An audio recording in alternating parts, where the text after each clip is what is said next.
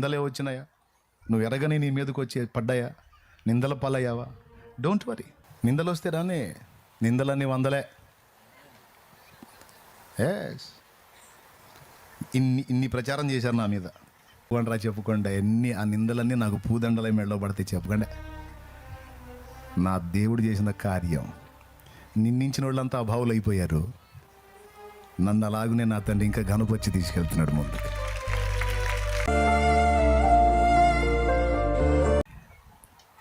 నా దేవుడు అన్యాయస్తుడిగా 2 కేజీలతో మొదలుపెట్టిన ఆహారం వండటం ఈరోజు 60-70 క్వింటాలు వండుతారు. 60-70 క్వింటాలు తమ్ముడు, చిన్న మాట. 60-70 క్వింటాలు అంటే వారానికి వచ్చి 12-14 క్వింటాలు వండుతారు. వారానికి వచ్చి ఇక నెలకు లెక్కేసుకో, 60-70 క్వింటాలకు పైన వండుతానే ఉంటారు, పెడతానే ఉంటారు. ఇప్పుడు పోయి కూర్చున్నా నీకు అన్నం ఉంటుంది అక్కడ. 2 కేజీలు ఎక్కడ? త్యాగం 2 కేజీలు. దేవుడిచ్చిన సమృద్ధి మనల్ల కాదు దాన్ని ఆపటం. హల్లెలూయా, హల్లెలూయా. ఎప్పుడు ఒక ఎగ్జాంపుల్ చెప్తాను నేను. కిరాణా షాప్లో సరుకులు కట్టించుకుంటుంది తల్లి కొడుకుతో వెళ్ళి. పొట్లాలు కడతా ఉన్నాడు, ఆమె చెప్పిన ఎచ్చాలన్నీ కడుతున్నాడు. ఈడేమో కూర్చొని ఈ పిల్లోడు ఉన్నాడు కదా, కూర్చొని ఇవి ఉంటాయి కదండి పల్లీలు, ఏమంటారు, శనక్కాయ పప్పు, అటుకెళ్ళి చూస్తున్నాడు వాడు. ఈయన పొట్లాలు కడతా పిల్లోడుగా, అరే తీసుకోరా, మూత తీసుకో అన్నాడు. వాడు తీసుకోవట్లా. అతనికి వెళ్ళి చూస్తున్నాడు, సీసాకి వెళ్ళి చూస్తున్నాడు. అందులో దాని నిండా పల్లీలు ఉన్నాయి, అదే శనక్కాయ పప్పు. వాడు తీసుకోవట్లా. అలాగని దానికి వెళ్ళి చూపు మానుకోవట్లా, దానికి వెళ్ళి చూస్తున్నాడు, తీసుకోవట్లా. వాళ్ళ అమ్మ కూడా చెప్పింది, తీసుకోరా, అంకుల్ చెప్తున్నాడుగా తీసుకో అంటే, నోండి మమ్మే అన్నాడు. ఆ పొట్లాలు గట్టి ఆయన, తీసుకోనా, తీసుకోరా, తీసుకోవచ్చుగా అని పొట్లాలు గట్టు అయిపోయినాక ఆయన మూత తీసి ఆ గుప్పిడి బట్టి ఇచ్చాడు. ఆయన ఎప్పుడైతే గుప్పిడి బట్టి ఇచ్చాడు అప్పుడు చేతులు చెప్పాడు. ఆయన గుప్పిడి దోశల నిండా వచ్చినాయి. అప్పుడు పోసుకున్నాడు జేబులకి. వెళ్ళేటప్పుడు వాళ్ళ అమ్మ అడిగింది, ఏమన్నా మర్యాద అది? అంకుల్ తీసుకోమన్నప్పుడు నువ్వు తీసుకోవచ్చుగా. తీసుకునేడు ఆయన ఇచ్చినా తీసుకోకూడదు. అలాంటిది ఆయన ఇచ్చినప్పుడు తీసుకుని, అదేదో ముందే తీసుకుంటే పెద్దల్ని గౌరవించినట్టు ఉంటుంది. అంటే అది కాదు మమ్మే, అది కాదు, నేను తీసుకుంటే నా చేయి అంత, నా చేతితో తీసుకుంటే ఒక జేబు కూడా రావు. అందుకే కొంచెం ఓపిక పెడితే అంకులే ఇస్తాడులే అని నిలబడ్డా.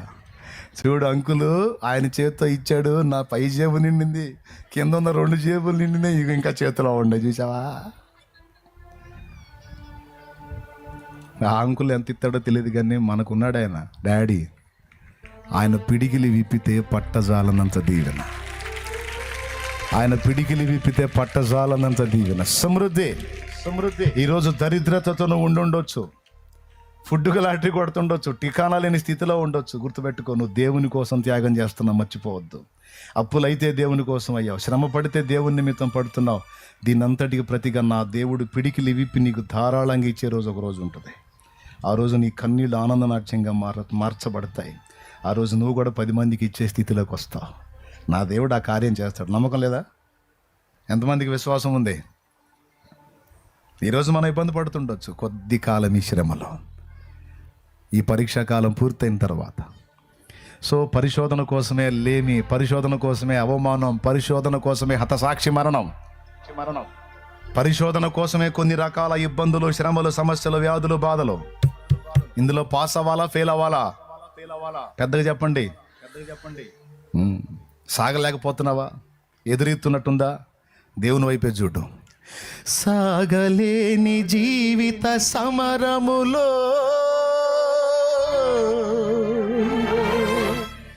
సాగలేని జీవిత సమరములో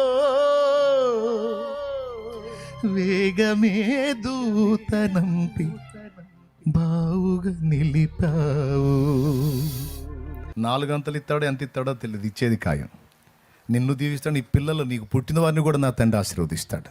నీకు భయం ఉంది నా పిల్లల గతి ఏమో అని, అది కూడా చెప్తున్నా, నీకు పుట్టిన వారిని కూడా నా దేవుడు ఆశీర్వదిస్తాడు. నేను నీ సంతానమును ఆశీర్వదిస్తాను అని నేను వాగ్దానం చేస్తున్నాను. ఈవేళ నీ పిల్లల్ని దరిద్రులుగా ఉంచాను, నేను వాళ్ళని సమృద్ధి గలవారుగా చేస్తాను. వారు అనేకులకు ఇచ్చేటువంటి వారుగా, నిన్ను బట్టి నీ ఆశీర్వాదం నీ పిల్లల మీద కూడా వచ్చేటట్టు నేను చేస్తాను అని మాట్లాడతాడు ఆయన. నీ సంతానాన్ని బ్లెస్ చేస్తాడు, నీ కలిగిన సమస్తాన్ని దీవిస్తాడు. ఒకటే పట్టు గట్టిగా, పొట్టులాగా ఉండొద్దు, గట్టి గింజలాగా నిలబడు దేవుని కోసం.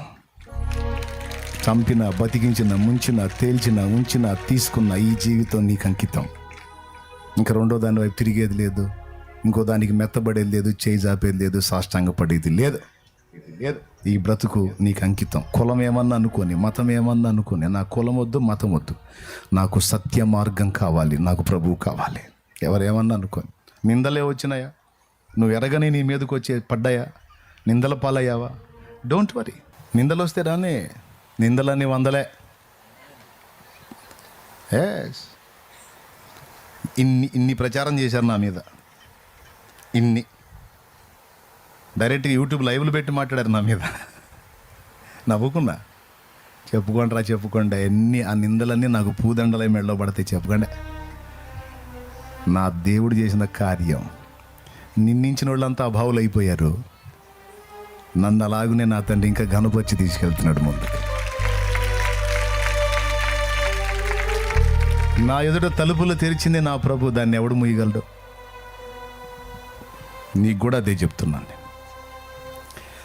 ఎందుకు దేవుడు కఠినమైన పరిస్థితులను రాణిస్తాడంటే వరుసగా కొన్ని కారణాలు చెప్పాను.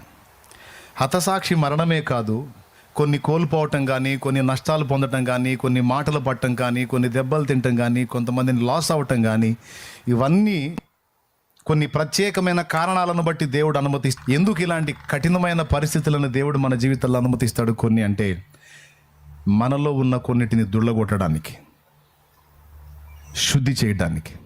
బంగారాన్ని అగ్నిలో ఎందుకు కాలుస్తారో తెలుసా? బంగారమేగా, అయినా కూడా దానిలో కూడా మురికి ఉంటుంది. ఆ మురికి ఎప్పుడు బయటకు వచ్చిందో తెలుసా? అగ్నిలో వేసినప్పుడే బయటకు వచ్చింది. అగ్నిలో కాల్చి దాన్ని పుటం వేస్తారు, శుద్ధి చేస్తారు. అలాగే మనం బంగారం లాంటి వ్యక్తులమైనా మనలో సహా మురికి ఉంటుంది. అగ్ని పరీక్షలో ఉంచినప్పుడే అది శుద్ధీకరణ పొందింది. 4వది, మనల్ని శుద్ధి చేయటానికి, పవిత్రపరచడానికి అని చదివారు ఇందాక మీరు.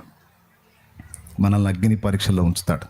తప్పదండి, భూమి మీద 30 ఏళ్ళు ఉద్యోగం, 30 ఏళ్ళు ఉద్యోగం అండి, కష్టపడి చదివితే సచ్చి చెడి 30 ఏళ్ళకి ఉద్యోగం వచ్చింది. అక్కడ నుంచి ఆ 30 ఏళ్ళు మళ్ళీ ఉద్యోగం చేసి 60 ఏళ్ళు వచ్చేటప్పటికి సెలవుగా దండేసి ఇంకా బా అంటారు. అంటే రిటైర్మెంట్.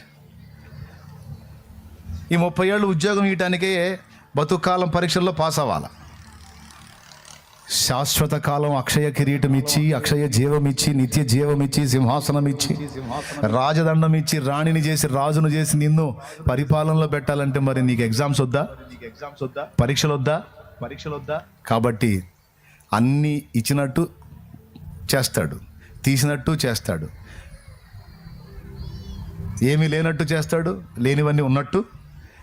ఏది చేసినా మనలో ఆయనకు నచ్చని కొన్ని ఉంటాయి, వాటిని అన్నిటినీ తొలగించి మనల్ని శుభ్రపరిచి ఆయన స్వరూపంలోనికి మార్చుకోవటానికి కొన్ని పరిస్థితులను మనకి అవసరాన్ని బట్టి అనుమతించాడని పేతురు రాసిన మొదటి పత్రిక 1వ అధ్యాయము 6వ వచనం 7వ వచనం చూస్తే రాస్తుంది. పేతురు రాసిన మొదటి పత్రిక 1వ అధ్యాయము 6-7 వచనాలు. ఇందువలన మీరు మిక్కిలి ఆనందించుచున్నారు గాని అవసరమును బట్టి నానా విధములైన శోధనల చేత ప్రస్తుతమున కొంచెము కాలము మీకు దుఃఖము కలుగుచున్నది. అవసరాన్ని బట్టి కొంచెము కాలము మీకు కొన్ని సమస్యలను బట్టి దుఃఖం కలుగుతుంది. ఎందుకయ్యా ఈ బాధలంటే దేవుడిచ్చిన సమాధానం అవసరము అన్నాడు. ఏం అవసరం అంటే వాటి ద్వారానే నువ్వు శుద్ధ సువర్ణం కావాలి, వాటి ద్వారానే నీలో ఉన్న దుర్లక్షణాలన్నీ తొలగిపోవాలి, వాటి ద్వారానే నువ్వు శుద్ధీకరణ పొందాలి. అర్థమైందా? అగ్ని పరీక్షలో 2 తేలుతాయి. ఒకటి, అగ్ని పరీక్షలో 2 తేలుతాయి బంగారానికి. ఒకటి, అది ఒరిజినల్లా డూప్లికేట్ అనేది తేలిద్ది అగ్ని వల్ల. బంగారపు కమ్మి దొరికిందని బంగారపు కొట్టుకుపోయావు అనుకో, ఏం చేస్తాడు? తీసుకొని డబ్బులు ఇస్తాడా? ఫస్ట్ ఏం చేస్తాడో తెలుసా? దాని మీద యాసిడ్ వేస్తాడు. యాసిడ్ అంటే ఏం తెలుసా? ద్రవ రూపక అగ్ని, నీటి రూపంలో ఉన్న అగ్ని. అది పోస్తే కాలిద్ది. కాలి ఒకవేళ నకిలీది అనుకో దాని అసలు రంగు బయటకు వచ్చింది. ఒరిజినల్ అనుకో ఇంకాస్త మెరిసిద్ది. స్తోత్రం, హల్లెలూయా. అంటే రెండుకి ఉపయోగపడేది అగ్ని. ఒకటి, అది ఒరిజినలా నకిలీయా తేలటానికి. రెండవది, ఆ అగ్నిలో కాల్చినప్పుడు దాని లోపల ఉన్న మురికంతా శుద్ధీకరణ పొంది శుద్ధ సువర్ణమైతే. మేలిం చేసిన బంగారానికి రేట్ ఎక్కువ, మేలిం చేయని బంగారం రేట్ ఎక్కువ. మీకు తెలియందిగా చెప్పండి. మేలిం చేసిన దానికి రేట్ ఎక్కువ, చేయని దానికి ఎక్కువ. మేలిం చేయటం అంటే ఏంది? శుభ్రపరచటం, శుద్ధీకరించటం. స్తోత్రం, అవునా? కల్తీ గిల్తీ ఏమైనా ఉంటే మొత్తాన్ని క్లీన్ చేసి ఆడబెడతాడు. ఒరిజినల్ బంగారాన్ని నీకు తెలుస్తాడు, దానికి రేట్ ఎక్కువ. అలాగా మనం విలువైన పాత్రలం కావాలంటే మనలో మనకు తెలియకుండానే మురికి ఉంటుంది. ఆ మురికి ఆయనకు మాత్రమే తెలుసు. వేటి ద్వారా ఆ మురికిని వెళ్ళగొట్టాలో, మనల్ని శుద్ధి చేయాలో దేవుడికి తెలుసు. కాబట్టి మనల్ని పరిశుద్ధపరచడానికి, మనల్ని మేలిమి బంగారంలా చేయడానికి అవసరాన్ని బట్టి కొన్ని ప్రతికూలతల్ని దేవుడు మన జీవితాల్లోకి ఆయనే అనుమతిస్తాడు. అవసరం తీరిన తర్వాత ఉంచమన్నా ఉంచడు. ఎంతమందికి విశ్వాసం ఉంది? మరి అందరి లైఫ్ లాంటివి కాదురా తల్లి. నీ లైఫ్ అందరి జీవితాలు లాంటి జీవితం కాదు నీది. నువ్వు విలువ పెట్టి కొనబడ్డావు. అందరి లైఫ్ లాంటిది కావాలా నీకు? మరి అప్పుడు ఇట్లాంటివి ఏమి ఉండవు. మరి అందరి జీవితాలు లాంటి జీవితం కావాలా నీకు? ప్రత్యేకింపబడిన జీవితం కావాలా? ప్రత్యేకింపబడిన జీవితం నీది. నువ్వు అనుకుంటున్నావు ఏంది, నాకు చదువు రాదని. అయినా సరే నువ్వు దేవుడు కూతురువే. దేవుడు నిన్ను ప్రత్యేకించుకున్నాడు. నీ లైఫ్ డిఫరెంట్. ఇక్కడ ఉన్న వాళ్ళందరి జీవితాలు ప్రత్యేకించబడ్డాయి కాబట్టి నువ్వు వచ్చి ఆడ కూర్చున్నావు. లేకపోతే శుభ్రంగా అందరూ జీవిస్తున్నట్టు లోకంలో జీవించేవాడివి, జీవించేదానివి. కానీ కాదు, నువ్వు ప్రత్యేకించబడ్డావు కనుక నువ్వు వచ్చి ఆడ కూర్చున్నావు. నిన్ను ప్రత్యేకించుకున్నాడు. అందుకే నిన్ను ప్రత్యేకించుకున్నాడు. నీకు సిద్ధపరిచిన రాజ్యం ప్రత్యేకమైంది, సింహాసనం ప్రత్యేకమైంది, కిరీటం ప్రత్యేకమైంది. నీకు సిద్ధపరిచిన భవిష్యత్తు ప్రత్యేకమైంది. కాబట్టి నీకుండే ఎగ్జామ్స్ కూడా స్పెషలే. అందుకే ఇతరులకు ఉన్న ట్రీట్మెంట్స్ మనకు ఉంటాయి. అది ఎందుకో మనకు అర్థమైంది, మిగిలినోడికి అర్థమై సావదు. మీకు ఎందుకు ఇట్ట అంటే మన లెక్కలో మనకి దేవుడికి తెలుసు, వాళ్ళకేం తెలుసు? అందు గురించి చూసి వస్త్రాలు చేయించుకోవడం తప్ప వాడికేం తెలియదు. మనకు తెలుసు.